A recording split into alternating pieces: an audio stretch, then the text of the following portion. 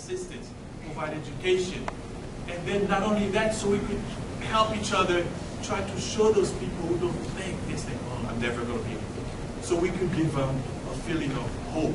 So we could show them, not just feed them, but so we could show them not just how to give them a piece of fish, but show them how to fish, so they could learn to become self-sustainable, so they could learn to fish on their own. So it's our attitude, our reaction, and our response that's going to change how we see things. And this is a different thing. Okay, it goes right back to why we feel that nothing's being done in Haiti after all these years. Because we have to get up. We have to do something. And this is why I call everybody together. This is why I work with the Haitian Cultural Club. This is why I call everyone to try to see what they can do. All of you can contribute. You are never too old. You are not too young. You are not too dumb. All of you have something you could contribute to Haiti, just like you have something you could contribute to this community here.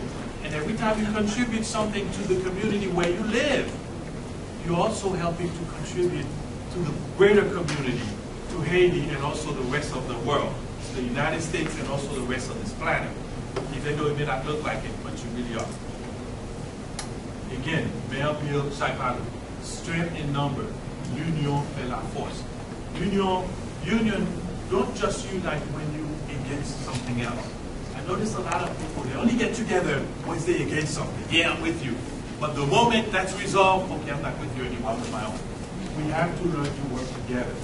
Not just within our own communities, but with other communities as well.